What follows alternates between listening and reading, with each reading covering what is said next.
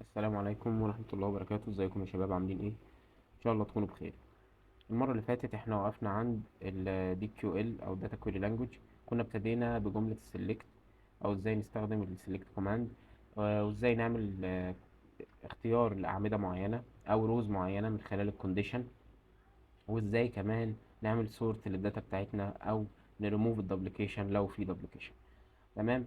ده كده كان بالنسبة لآخر حاجة وقفنا عندها المحاضرة اللي فاتت. أما في المحاضرة دي هنتكلم عن حاجة لذيذة جدا، وهي الأجريجيشن فانكشنز أو دوال التجميع. دوال التجميع دي من اسمها كده باين إنها بتجمع حاجة متفرطة في ريكورد واحد. تمام. طيب، إزاي بقى بتعمل الحوار ده؟ تعالوا نروح كده الأداة إحنا فاميليار بيها أكتر من الدي بي إم إس، زي إكسل، عشان نفهم أكتر يعني إيه دوال تجميع وإزاي بتشتغل. طيب، إحنا كده بقينا على إكسل. تعالوا نشوفوا بقى ازاي هنفهم الاجريجيشن فانكشنز من خلال الجدول اللي قدامنا. الجدول اللي قدامنا ده بالمناسبه استخدمناه قبل كده في شرح العلاقات اللي هي 1 to 1 1 to many و many to many. فاحنا عارفين الجدول ده من قبل كده، اللي هو كان بيربط ما بين الموظفين والديبارتمنتس بتاعتهم. طيب، احنا ربطنا وخلاص والجدول فل الفل. الموضوع بقى كله ان احنا عايزين نعرف في كل ديبارتمنت فيه كام موظف شغال، عايزين نعدهم من الاخر، او في الشركه كلها عندي كام موظف. مين اللي يعمل لي الحوار ده؟ اشهر طريقه في الاكسل هي ان انا بروح معلم على التيبل وبروح عامل حاجه اسمها بيفت تيبل. بغض النظر يعني عن ايه بيفت تيبل، انا عايزكم تركزوا في الارقام اللي طالعه في البيفت تيبل. ده هو تيبل زيه زي اي تيبل، فانتوا ركزوا ان التيبل ده هيبقى موجود فيه ارقام عامله ازاي. انا سحبت الديبارتمنت وسحبت النيم. ركزوا في التيبل هنا، هو ايه اللي مكتوب فيه؟ هو هنا كاتب لي قسم الاكاونتنج قدامه رقم 2، قسم البيزنس قدامه 4، قسم الهيومن ريسورسز 2، وهكذا. ايه الارقام دي وبتعبر عن ايه؟ وايه هو الجراند توتال ده؟ الموضوع كله ان هو حرفيا عدى على الداتا بتاعتي كده واحده واحده، وابتدى يعد في الهيومن ريسورسز عندي كام واحد. يعني حرفيا كانه عمل كده فلتر مثلا على الاكاونتنج، وقال في الاكاونتنج عد لي كده كل جنب كلمه اكاونتنج كده في كام نيم متكرر. قعد يعد فلتر على الاكاونتنج وقعد يعد، ادي واحد وادي اتنين. طيب، البيزنس ديفلوبمنت عدى، دي واحد وادي اتنين وادي تلاتة واربعة. تمام. وراح اخد الارقام دي وراح كاتبها جنب ايه كل واحد هنا. تمام. طيب، في الشركة بقى كلها على بعضها كام؟ قعد يعد في دول. ركزوا كده على الشمال، هنلاقيهم ايه؟ لو عدينا كده من 5 25 تقريبا كده عندنا يعني حسبة 20 او 21 موظف. لو جينا هنا 21. فهو هنا بيعمل ايه بالظبط؟ وهنا بيأجريجيت، بيجمع، بيعدلك حاجة على مستوى التيبل كله، بيفضل يعدها لك. تمام. في ايه غير ان هو يعد؟ في ان هو ممكن يجمع مثلا حاجة زي ان انا لو عايز اعرف في كل قسم انا بحط مصروف مرتبات كام، اهو 6250 جنب الاكونتنج. جاب الرقم ده منين؟ ان هو راح مفلتر على الاكونتنج وراح قعد يجمع الارقام دي. فاي حاجة بتمر على التيبل ككل تمشي كده على التيبل وتفضل تجمع في حاجات، دي بتبقى اسمها ايه؟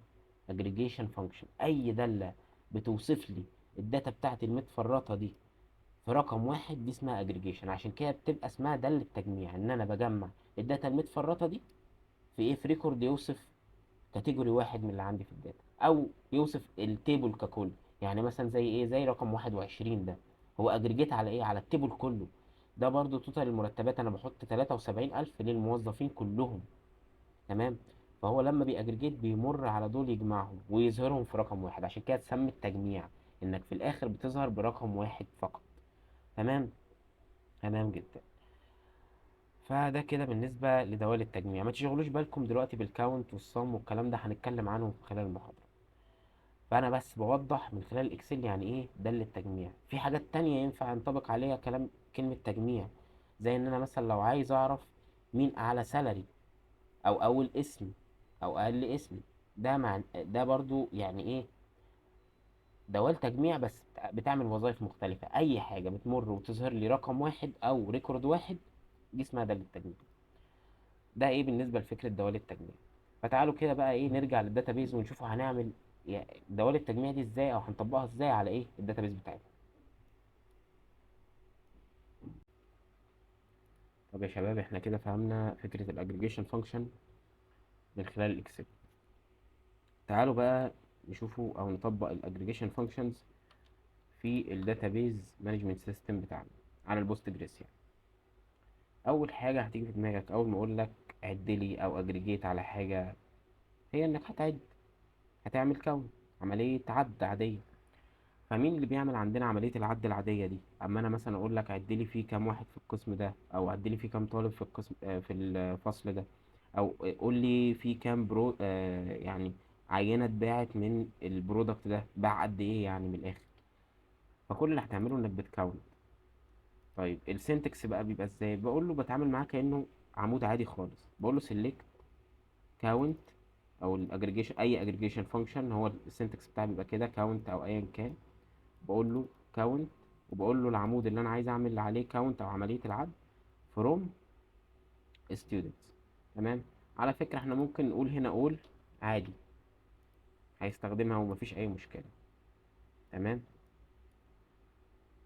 اهو عدلي عندي كام رو في التيبل ده. فهنا ده بالنسبه لان انا اعد على مستوى التيبل ككل.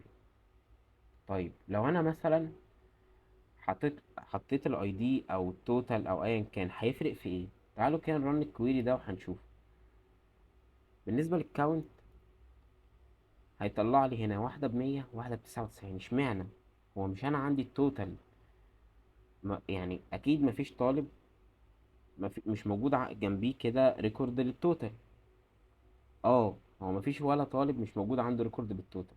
بس تعالوا كده مثلا نعمل سيلكت ستار ونشوفوا عندنا القيم دي كلها يعني اخده قيم شبه بعض، ولا في حاجة مختلفة. تعالوا كده نشوف.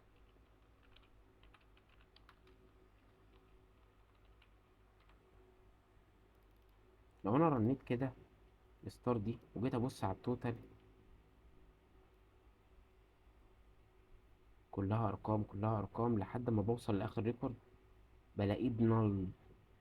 اذا ايه الكاونت دي؟ ما بتعدش النال، بتشوفه كأنه فاضي، كأنه ما عندوش اصلا. عشان كده يفضل انك لما تيجي تعد الداتابيز بتاعتك تستخدم العمود بتاع البرايمري كي، لان عمره ما بيبقى بنال. تمام. او عمود يكون يعني نوت نال عليه نوت نال كونسترين، اي عمود عليه نوت نال كونسترين او البرايمري كي. ليه؟ عشان هو لو شاف حاجه فاضيه هيفوت لك الريكورد ده. يعني انا لو كنت استخدمت التوتال بان انا اعد الطلبه كان زماني ايه فاكرهم 99 مش 100. دي نقطه. غير كده طب ليه ما استخدمش السلكت اول على طول، او اللي هي الكاونت اول على طول؟ دي حاجه خاصه بالبرفورمانس، ان هو حرفيا كانه بيريد التيبل كله ويروح حاطه جوه كلمه الكاونت ويعده. انما هنا هو بيريد الكولوم ده لوحده وبيروح حاطه جنب كلمه جوه كلمه الكاونت وايه ويعده. دي معلومه ليكم يعني ايه، عادي ممكن يعني تبقوا عارفينها، وممكن تستخدموا الاول، بس يفضل تستخدموا الايه البرايمري كي عشان تعدوا الريكوردات. وخليكم فاكرين ان هو ما بيعدش النالز. طيب احنا عرفنا ازاي نحط تو كاونت فالوز جنب بعض بالطريقه دي، مثلا ان انا اعد عمود واعد عمود تاني واحطهم الاتنين جنب بعض. طيب لو انا بقى حطيتهم بالشكل ده، يعني عملت مرة كاونت عادي وجيت في المرة التانية حطيت له اسم عمود عادي اللي هو مش معمول عليه اجريجيشن فانكشن، يعني ما جمعتش الريكوردات المتفرطة، حطيتها في عمود ايه، حطيتها في ريكورد واحد. وجيت ارن كده بيقول لي ايه؟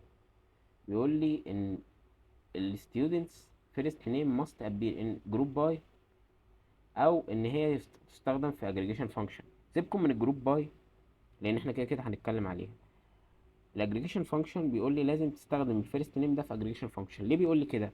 لان هو حرفيا شايف ده ظاهر في ريكورد واحد في الوقت اللي ده ظاهر فيه في ايه، في ريكوردات متفنطه. يعني احنا لو جبنا كده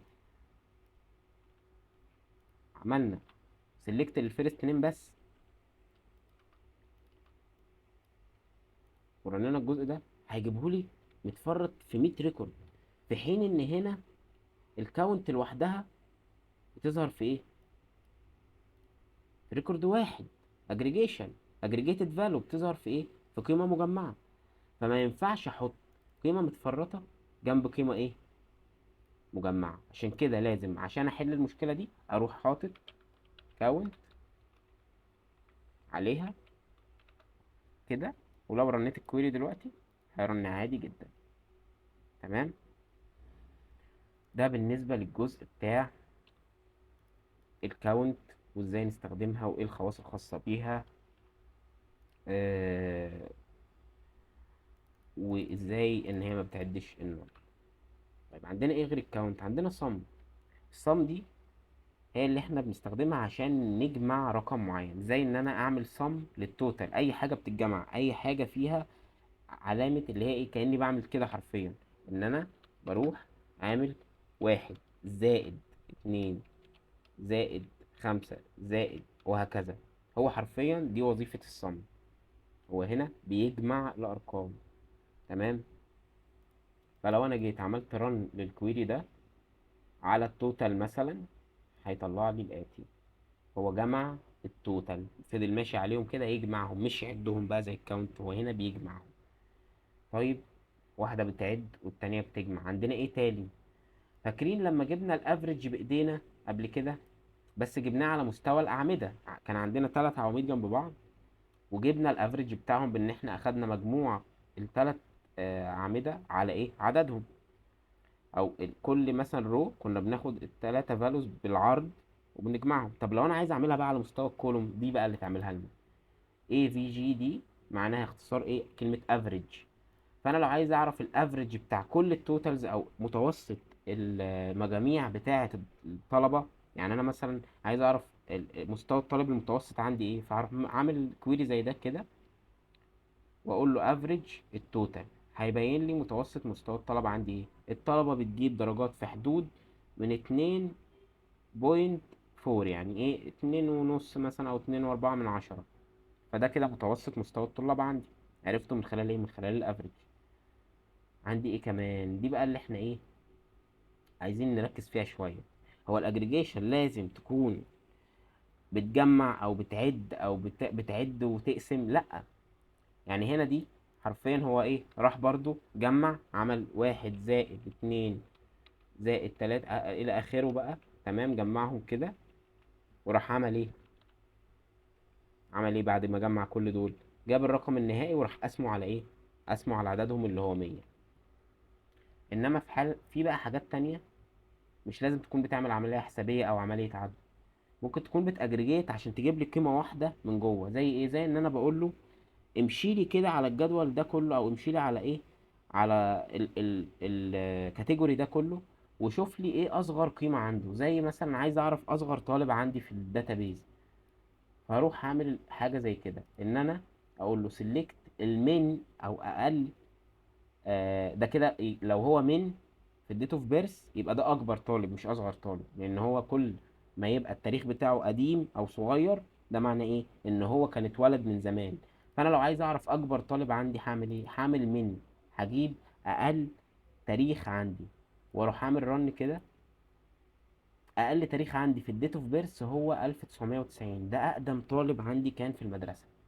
فهنا بقى هو ما جمعش ولا طرح ولا عمل اي حاجه، هو كل اللي عمله ان هو فضل ماشي على الجدول بيدور لي على قيمه واحده يوصف لي بيها المينيمم بتاع الداتابيس بتاعتي. فالاجريجيشن اي حاجه بنجمعها من التيبل في قيمه واحده، او بنوصفها بقيمه واحده.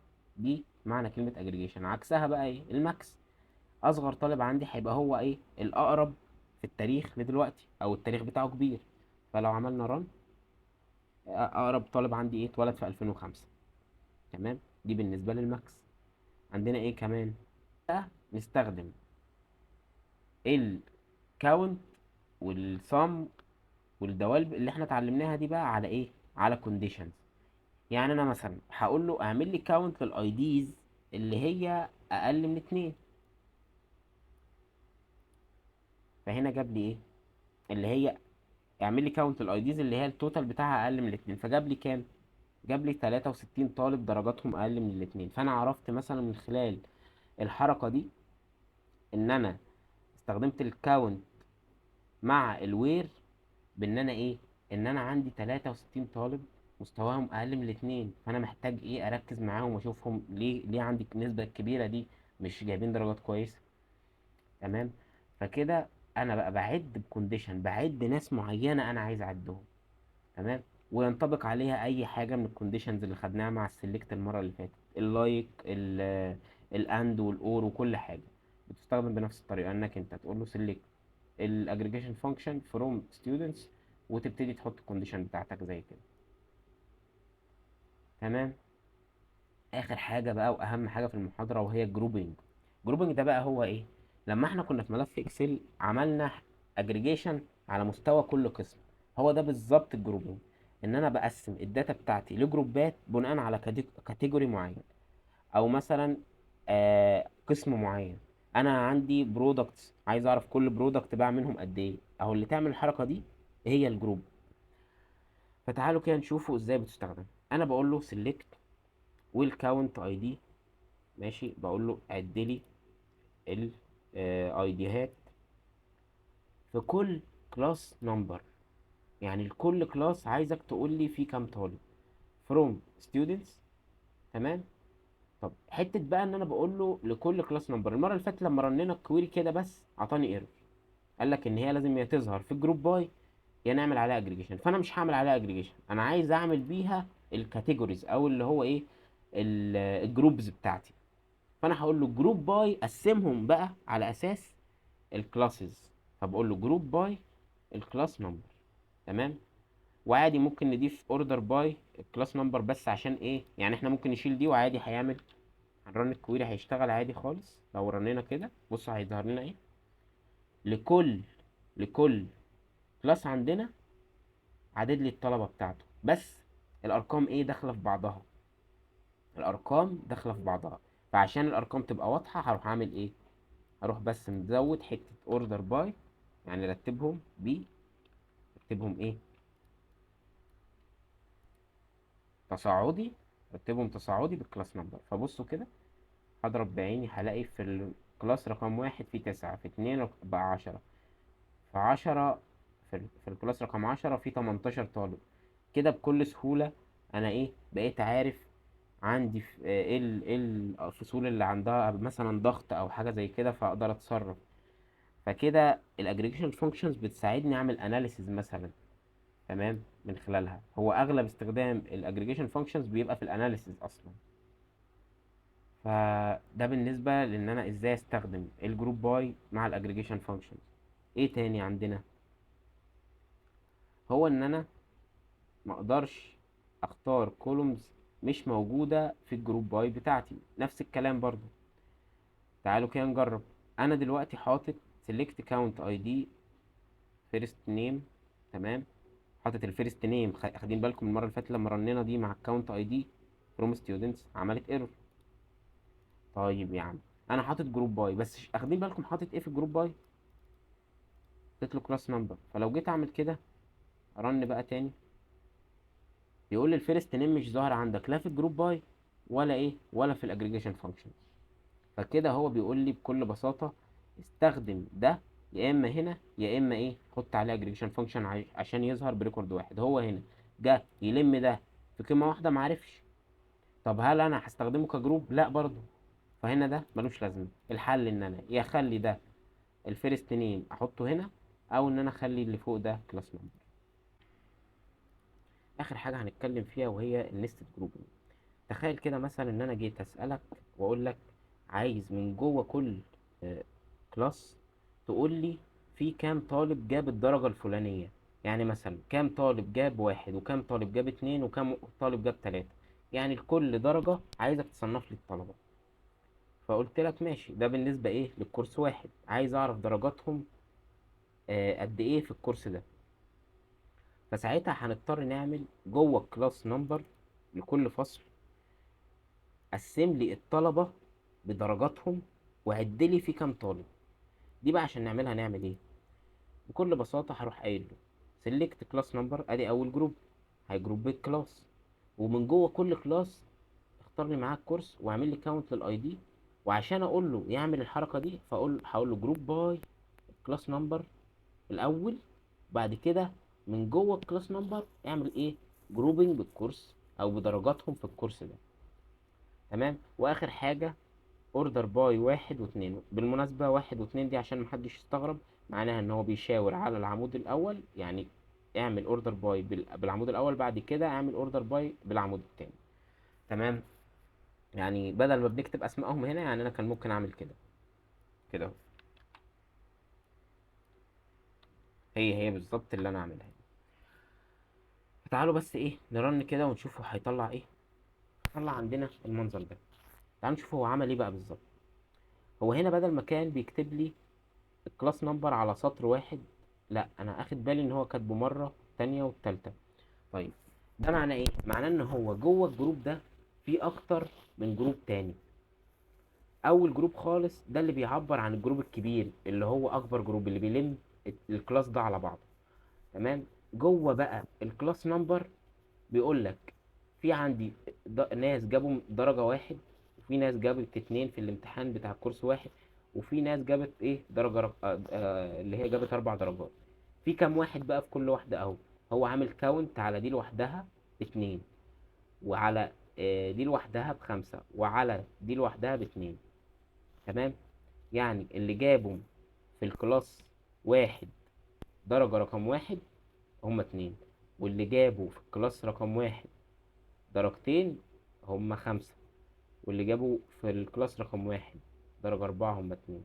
ومكرر الموضوع ده بقى ايه بالنسبة لكل الايه الكلاسز. ببساطة مثلا هنا عامل 4 سطور. 4 سطور ليه؟ أو 4 روز ليه؟ عشان هو عنده هنا درجات مختلفة، في ناس جايبة واحد، وفي ناس جايبة اتنين، وفي ناس جايبة تلاتة، وفي ناس جايبة ايه 4. تمام. فعلى حسب الدرجات اللي الطلبة جابتها في كل فصل هو بيعمل جروبس من جوه الفصل نفسه. فده اللي اسمه نستد جروبنج، ان هو بيعمل جروب على الفصل كله، ومن جوه الفصل ده بيعمل جروبز تانية. ولو قعدنا هنا برضو نزود نعمل بالكورس 2 مش هيقول لا برضو. يعني أنا لو زودت كورس 2 هنا اهو كده، ورحت زودته هنا، طبعا لازم يظهر فوق عشان يعمل جروب بي. ولو عملنا كده عشان ما تصنعهمش هنا في كوما، لو عملنا كده اهو عمل جروب تالت بقى من جوه الجروب ده، وزود طبعا في ايه في الجروب الكبير، وزود كمان في الجروب اللي اصغر منه لان هو عمل جروب تالت من جواه. فده ببساطة يعني ايه اعمل نستد جروبنج، ان انا يبقى عندي جروب جواه بيتفرع منه جروب بيتفرع منه جروب. تمام. وبيعد لي بقى ايه كل ما ازود جروب تاني هيفسر هيفسر هيفسر لحد ما يوصل لان هو كاتب لي على كل سطر طالب واحد. زي انا مثلا لو قلت له اخر حاجه مثلا اعمل لي جوه الجروبات دي مثلا الفيرست نيم، قسمه لي بالفيرست نيم، او الاي دي مثلا اقول له ايه اعمل لي جروب بالاي دي. فاحنا طبعا الاي دي يونيك لكل طالب، فلو جاي يعمل جروب مش هيلاقي حاجه متشابهه خالص. بصوا كده هيعمل لي 100 سطر. لو جينا بصينا كده اهو، حط كوما، هيعمل لي ايه 100 سطر مفيش جروب. هيعمل لي جروب على اساس ايه اهو، عامل لي 100 رو. فاحنا الجروبات لازم يبقى كاتيجوري بيضم ايه الناس عشان يتقسموا على اساسه. الموضوع يعني ممكن يلخبط في الاول، ممكن ما يكونش مفهوم. طبعا انا معاكم على جروب التليجرام، اي حد مش فاهم الجروبنج مش عارف يلقط الفكرة بتاعته يجرب مرة والتانية ويجي يسألني. وانا لو في جزء اضطرينا نعيده تاني مفيش اي مشكلة. هستنى اسئلتكم ان شاء الله، واشوفكم المحاضرة الجاية مع الجوينز. السلام عليكم.